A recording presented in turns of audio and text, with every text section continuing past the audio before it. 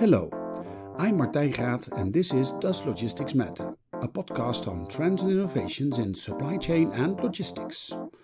Answering yes to the question today are Hermann Ude, Chairman of the Supervisory Board of Transporeon and Managing Partner of TTS, and Gruziana Hoxha, Executive Director Carrier Management at Transporeon.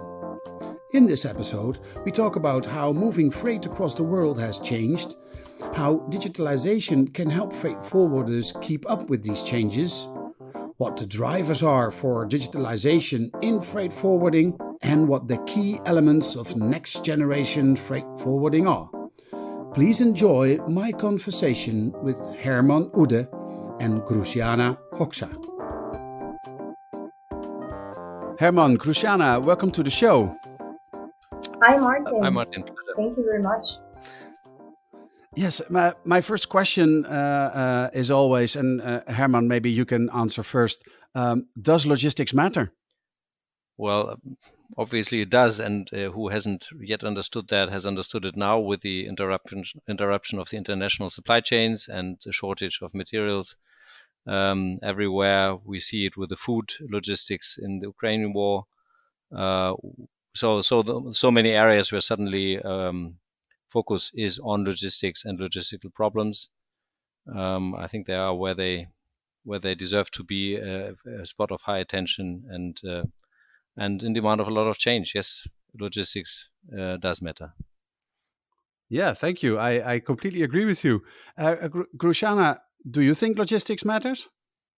Well, of course. I mean, logistics is an important part of the supply chain, right? And it controls effective forward and reverse flow of goods and services, which origin to recipients. And a major element of logistics is transport, right? Which includes all modes, including road vehicles, freight trains, cargo shipping, and air transport.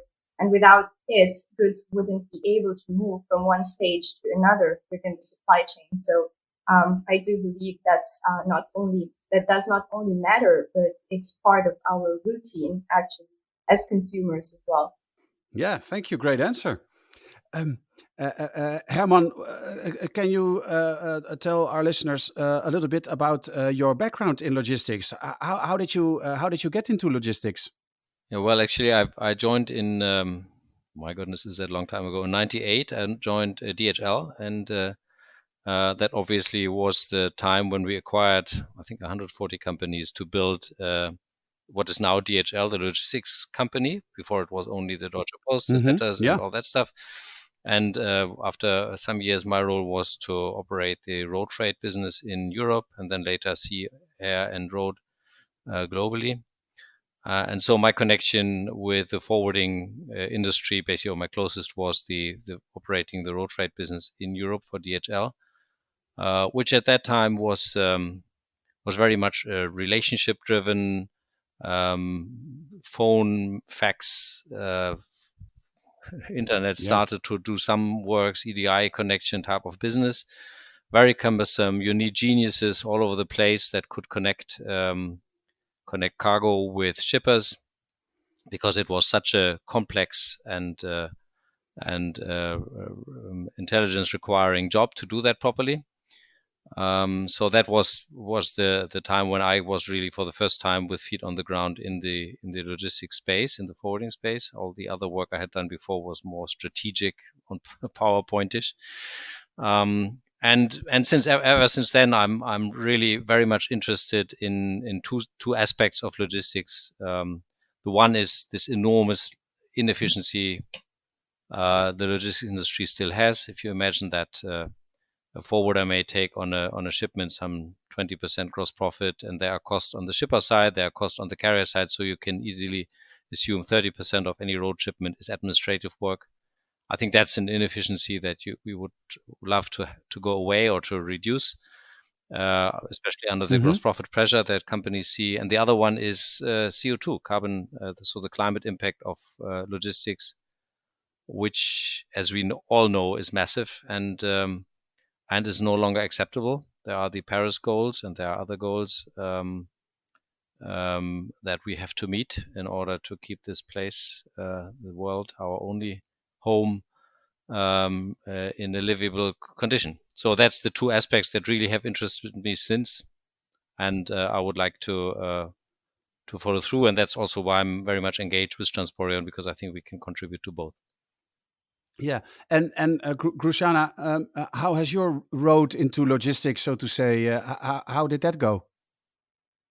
So actually, I started to work in logistics and transportation about 10 years ago, and started to work in a traditional but actually still modern leading transport company, which is Furcam, headquartered in Italy, Bolzano. And I have to say, I learned so many things from A to Z, actually, from talking to drivers to own fleet trucks and effectively moving into the European freight forwarding aspect, and globally actually monitoring how the compliance part in transportation would work between shippers, forwarders, carriers, and actually even drivers. So I've had the opportunity to see all these little defects, let's say, or gaps that are positioned into operations. And because of this, I moved farther to the tech side of the digital freight forwarding when I joined Uber Freight in 2019 when they launched in Europe. And actually, that was the most interesting side of it, because through technology, I learned how you can effectively shape the future of transportation and logistics. And it's impressive how many things you can do that you wouldn't imagine by working daily in your routine in a traditional environment. So after that, basically, I shifted to Sender following the acquisition of Uber Freight at the time. And most recently, 1 year ago, I joined this fantastic company, which is Transporeon, and I'm so excited to pave the way to digitalisation for all carriers, currently looking after a huge network of 130K carriers that can grow and develop at light speed through our services. So, as you all know, we always like to mention it, that we are on a mission, which is bigger than all of us, and it's to bring transportation into the world. And so what makes me passionate is exactly this. Yeah, so I will be definitely coming back to you, as it seems that you can give some excellent examples and background to the digital side of things. But first, I'd like to switch back to Herman, who obviously has the longest and most experience in the transportation business. And what I would like to ask you, Herman, is so the movement of freight, across the world, but I guess across the roads of Europe also. How has that changed since you started logistics compared to now? Yeah, I think it's changed quite a bit. I mean, there's this one trend of the common EU market that allowed, especially with service directive and so on, that more is moving. You have the biggest trucking companies like Geteka from Estonia, and or from Eastern European countries. So the market has definitely changed with regard to players and with regard to the liberalization on some ends. On the other side, we have major infrastructure constraints. The roads are blocked and full with trucks. Imagine that 30% of the trucking capacity actually that is moving through Europe is empty. So the pressure, it's empty. So 20% are completely empty, and 10% is the equivalent of the half-loaded trucks, so the empty part of the half-load trucks. So 30% is empty. We have, I already mentioned that, this enormous administrative burden that also comes with more compliance requirements.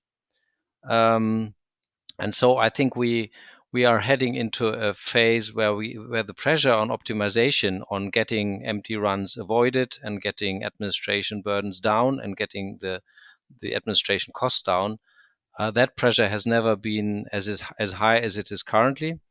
And that is even more visible if you look at the actual trends that we have all seen, like driver shortage, the Ukrainian thing, and Russian and Ukrainian drivers blocked from the European space to some extent, imbalances with regard to Brexit, and all these things show us that there is a significant inefficiency in this. And I mean, Gruziana has the advantage of having really the ground experience of a dispatcher in a dispatching center doing the real thing, which I have never done.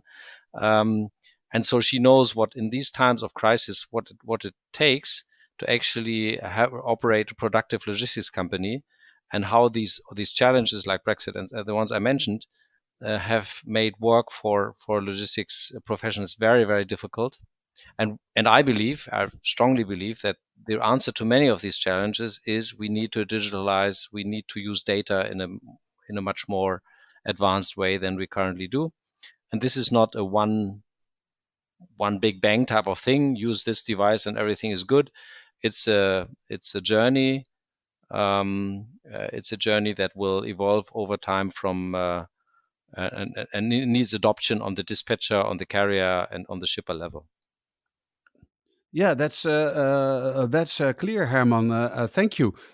Gruziana, could you maybe shine your light on the modern side of freight forwarding and what you've seen in the past years in terms of digitalization and the benefits that brings? Yes, sure. Thanks, Martin, for the question. Actually, I would like to maybe start from with a statement of what scale is, because scale is only possible if the business approach is data driven. And I think this is the biggest differentiation from traditional freight forwarding and digital freight forwarding. So from our latest carrier surveys, for example, in Transporeon, we've seen that 65% of participants said that their investment focus in 2022 is indeed to digitize operation, develop their business, and contract more freight. But considering the amount of data and information operating through the forwarding industry, particularly when it comes to operations and daily decision making, for example, can be which carriers to address or which ones to match with which shipments at which price and so on, makes going digital not an option anymore. It is actually a must for growth and fast-paced business strategies.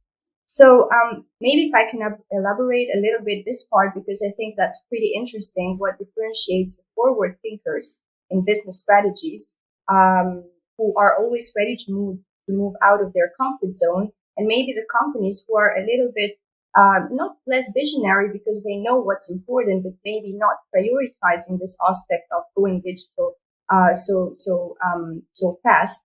I think currently the transport and logistics industry is quite hectic, but actually it has always been hectic. So not everyone finds always the time to invest in new technologies, etc., because they need to get what they do every day, get it done, and they usually don't think how fast the world moves and the technology moves afterwards. But going out of this temporary comfort zone should actually feel like a natural path for companies moving forward. And I think that where new technologies and AI will indeed make an impact are maybe 4 particular points. One is better capacity outreach, because forwarders have a very dispersive way of interacting with their network of subcarriers. Yeah. They rely on many different tools and many systems. And I think that AI can help them address the network in one place and make real-time data recommendations to scale this outreach at light speed. And then higher productivity standards, because chasing subcarriers via phone, emails, or other channels and spending time to negotiate is not what the future should look like, because most of this process can be automated. And then, the third point is the improved know-how. When actually it comes to new joiners operating, for example, operations, right? When you have a system that effectively, easily have new joiners understand how it works and manage it, quickly, maybe learning it within 1 week or 2 instead of 6 months or 1 year, that can scale the knowledge of operations quite easily. And finally, streamlined real-time visibility is what should make the difference in transportation, because of so many time-consuming phone calls of where your driver is, where your truck is, right? Yeah. So the best thing in place should be knowing from where your drivers is to where the dispatchers can look at that information and streamline it directly to the forwarders or directly to the shippers. So I believe these are the challenges that AI and technology can solve for freight forwarding. Yeah. So, I'm guessing also that, and you're saying that if you hire new people, that they can do their job faster. And it used to be, I think, a huge problem if you have the really experienced planners and one would leave, it would just like be all the connections, the whole Rolodex, and all his knowledge would just walk out the door. And now we're grabbing all that knowledge and putting it in a system, and now the specialty knowledge of this one planner is combined with the specialty knowledge of the other planner, and then the third planner, who is still starting, can use both their knowledge. Absolutely.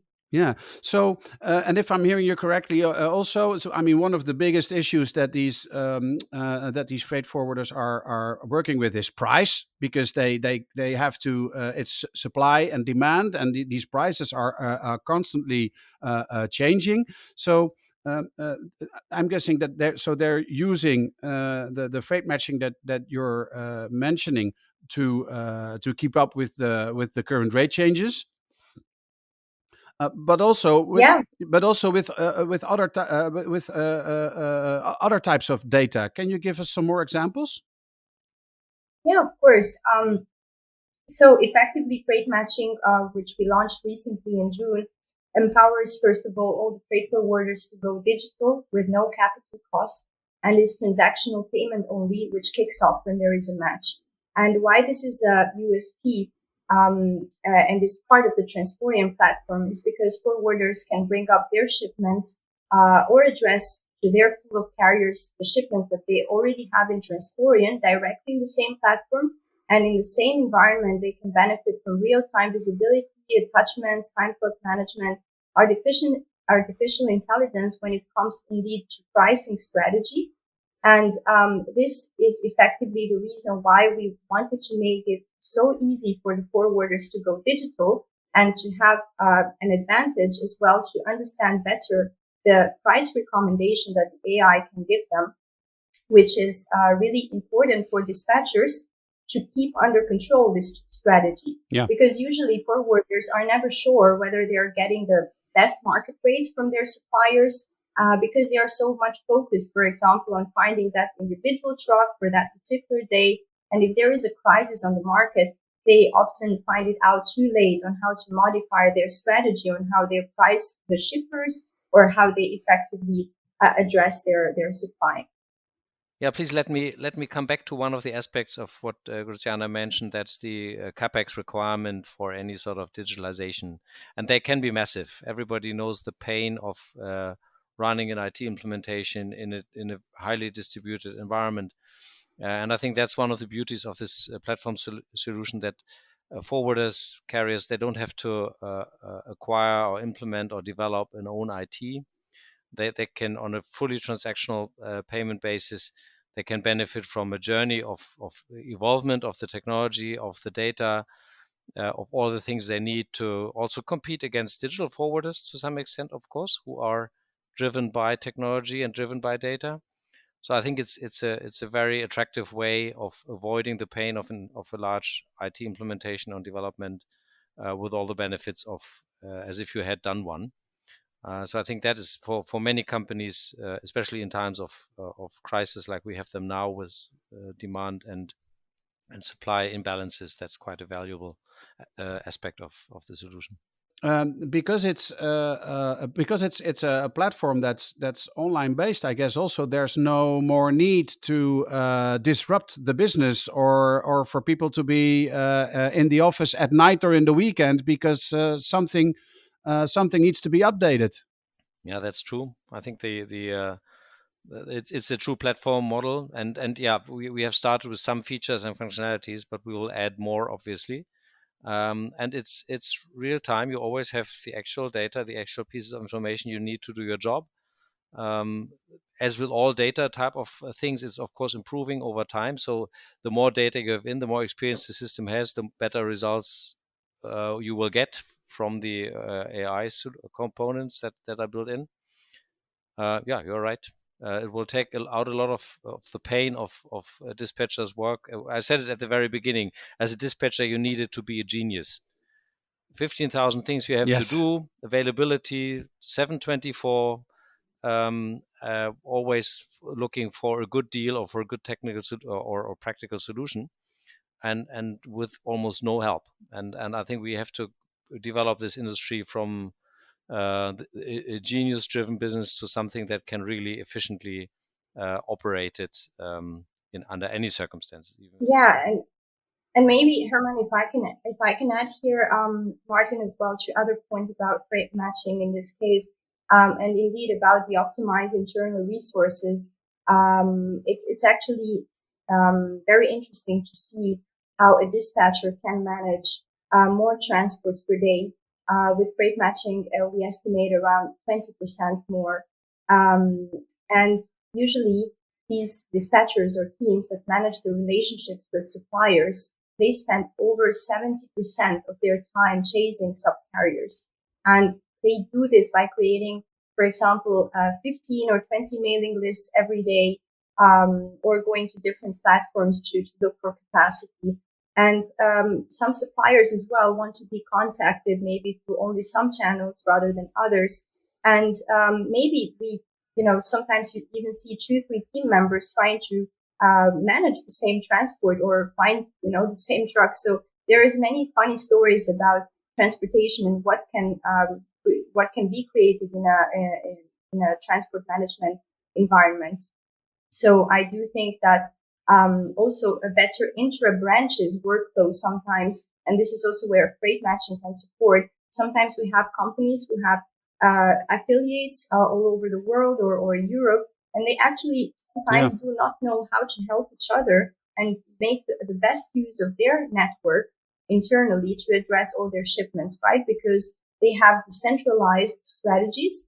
But we are very happy to say that with freight matching, we can aggregate these strategies in one platform while still maintaining the solutions they currently have, right? So it's just a matter of an environment which make things easier, because you can create the right groups with who you want to work with, which ones you want to avoid for a certain shipment, or which ones you want to use mostly. And everything is possible with actually just one click or a few clicks, really. So that's why we're so much excited about it, and we really think we're gonna support and make an impact for carriers finally to have this possibility in Europe and outside Europe as well. And actually, if the productivity aspect is of course one, but I think if you look at on a branch level or on a company level for forwarder, what is really missing are a lot of things that strategically could improve profitability. For example, carrier relations. All this tactical trying to fix today's problems keep people away from really developing carrier strategies on certain lanes with certain companies at certain quality levels for high quality shipments like food or pharma or other things that have specific requirements. All this is not happening because people are completely tied up in the tactical survival of the day. And I think that's where I think good forwarders can really differentiate themselves if they allow more time for fundamental strategic things and give a lot of the technical work into a smooth digital platform. Yeah, and probably there is also another aspect actually, which is not about the forwarder, but it's about the carrier or the haulier himself, right? We know actually how difficult it is for a haulier to go in, multiple different platforms in the same minute. So if they would actually be able to operate with their partners, their forwarders in one platform as well, this would make it easier as well for that party. And also not forgetting the shippers who having the streamlined real-time visibility end-to-end in one platform is a huge value proposition for them to feel safe, more efficient in the way that they cooperate with forwarders and with carriers, right? Because usually we speak about subcontracting, how bad it is. I don't think it's about subcontracting being bad. I think that's actually great that the network can help each other and can collaborate in an efficient way. We just need probably the right environments for them to move into a direction which makes everybody feel comfortable and fast into processing the decision making. So artificial intelligence, especially in this case, having the right truck at the right time for the right partner, streamlined accordingly to the shipper. This should be the perfect scenario. And of course, there will be always a time for the product adoption, right? This will not happen overnight. No forwarder can expect that something changes from one day to another. So it requires a lot of energy, positivism, positivity and motivation as well from their side to make sure that their network operates digitally and they basically can grow year over year into the digital landscape. Yeah, I can definitely see how AI an AI powered platform can get synergies across different transportation networks and get companies working together that would never have thought about working together, just simply because they didn't know that the opportunity would benefit them both. Very true. Yeah. So if we take a look at the future, digitization needs to increase. We're definitely not there yet. So what will drive digitization in the freight forwarding industry? Now maybe there are different schools of thinking in that Yeah. respect. So the one is we have to forwarders saying, or logistics companies saying, we need more IT. So they embark into very large IT projects and implement new technology, develop technology, and run these sort of projects. This obviously has to do with digitalization. The disadvantage of that also is obvious. It's often subscale. So if you are not a very, very large company, I mean, to give you a benchmark, I mean, Transporeon is operating through this Transporeon systems. Road freight is operated of a value of 48 billion. So that's 10 times DHL road business. So it gives you an idea. So how big is big? How big are you to stem your own or to really finance your own IT investments? That's one school of thought, and companies are trying to drive that forward. The second school is, no, this is going to be a game where companies are going to attack the current model.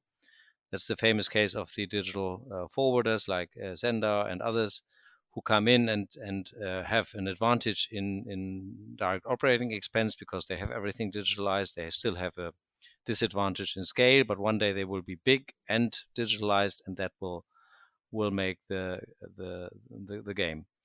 And the third one actually is this the platform idea, that we say there's a platform that allows you to digitalize without running a large project, without being a different company, that you are not a digital company, and but get your direct operating expenses significantly down, improve your gross profit margin by getting better get better matches, and buying cheaper in principle and selling higher, because you can find the best solution in the market at the best price for a specific logistics problem. And I think that's what Gruziana said, that's what we see happening and evolving. I mean, the 48 billion gives you an idea of where we at least see a trend, that good quality digitalization is a service you can buy on a transactional basis, and it will keep pace with the development. At Transporeon, we have implemented RTV as a standard. We believe that sort of, we say it a bit ironically, ETA is a human right. So all these things are provided within a platform, and people only pay when they use it, and they pay as relatively small amounts if you look at the actual numbers. So I think that's the third way, and all three are somehow there. You see the big IT projects, you see the digital service providers coming up, and you see the platform that we have built, and let's see what is winning. And maybe not everybody wants to have the same solution, but I think it's we see the platform solutions really with a lot of benefits compared to the two other paths. Maybe Gruziana, you want to elaborate a bit more on what we do there?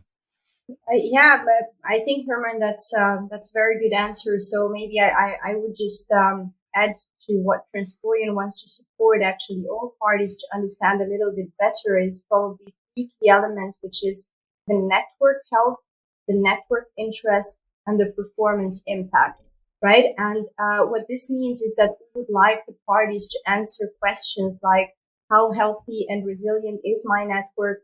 Am I offering less or more than the committed volume? Where should I re-engage with inactive partners? Or how efficient is my procurement process? How can I identify compatible partners to work with? And how do I compare as well my services to others in the market? And where are those real-time insights, right?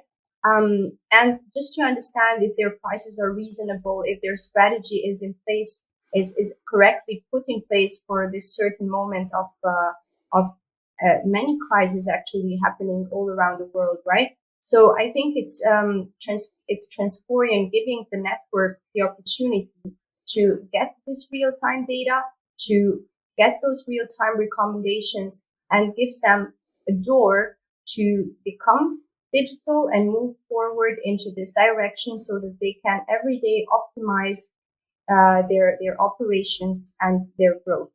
So we're just here for every partner to interoperate with each other. We're not just connecting them. We're making sure that they interoperate with each other. And that's, I think, the fantastic vision of Transporeon in making sure that we are the party that basically is serving all of them into this direction. So, and we're very happy to serve all of our carriers, shippers, suppliers, and so on. Well, Herman, Gruziana, I would like to thank you both for being on this podcast and for taking us through this journey, starting in the 90s, Herman, when things were faxed. It was the same time that I started in logistics, and my first desk was actually next to the fax machine, so yep. I was getting disturbed a lot of the time, all the way through to now, where things are driven by artificial intelligence. So thank you very much to you both. Thank you so much, Martin. Thank you very much, Martin, for reminding me of my age. Yeah, so yeah. Thank you so much.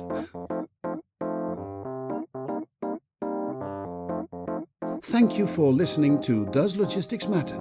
For more on trends and innovations in supply chain and logistics, visit our blog on logisticsmatter.com.